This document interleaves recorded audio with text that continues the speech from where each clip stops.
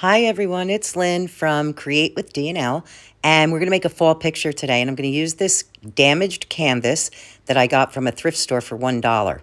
But I am only going to use the frame. So I just take a utility knife and I run it right alongside of these staples, and then I just pull that canvas off.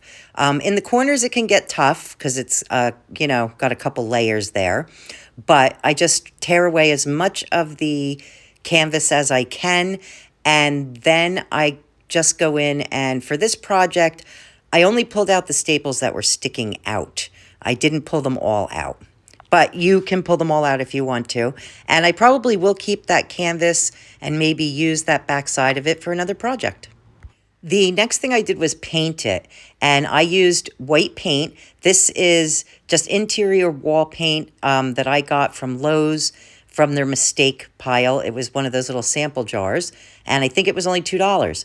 So I gave it just one coat and I painted that inside portion. I did the top there and the outside. And I put that aside to dry and took a piece of corrugated cardboard that I cut previously to fit the size of that frame. And I just used a chip brush and I dry brushed that same white paint all across that piece of cardboard. Next, I took these wood cutout pumpkins that I got at Dollar Tree, and I painted each one of these. I'm going to use 4 of them, and I painted each one like a different shade of orange. And I did this using a baby wipe. I just dipped it into the paint, and then I just spread it out over that pumpkin. And I love this technique because you can see all of that wood grain goodness coming through, and you can make these as light or as dark as you want. And on this last one, I couldn't find a good shade of orange that I liked, so I just kept going back over this with some kind of like burnt reddish color, like a barn red, and yellow, and I just went back and forth until I had it the color that I wanted it. And these were all acrylic paints. When they were dry, I did take a dark green color, and I just added some of that to each of the stems. Now that the frame and the cardboard are dry, I'm going to attach the cardboard to the back of the frame. And I'm going to do that using a stapler. And I know I didn't take those other staples out, but they were moved in more towards the center, so they didn't get in my way. And if you don't have a stapler, you could just use wood glue or hot glue for this. Whatever you have will work just fine.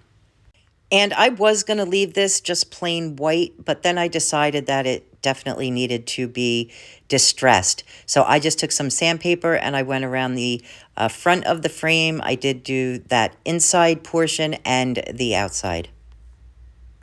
And then just as a little finishing touch on the pumpkins, I added some fabric. I just took thin strips and tied it right around the stem. I just tied it once, and then I cut them short just to look like a little, kind of like a little bow sitting there on each pumpkin. And I did manage to find in my stash of fabric 4 different styles of green, checkered, or gingham fabric, and so that worked out really well. And then I did add just a drop of glue to each one of them just to make sure that fabric stays in place. Last thing left to do is to attach them to the frame.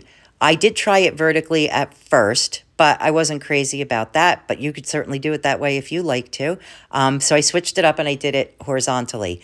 And I placed them on there as evenly as I could, and then I picked up each one individually and glued them down. And I did the 2 ends first, and then I did the 2 center ones. That way I knew they were about the same distance from the edge on both sides. And that's the whole project. I love the way this turned out. It's got a very simple, basic design. You can do other things to it. You can put wood letters across it and spell out the word fall. You could put other embellishments on it if you like.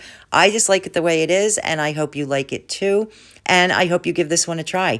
Thanks so much for watching, everyone. Have a great day, and we'll see you next time. Bye-bye.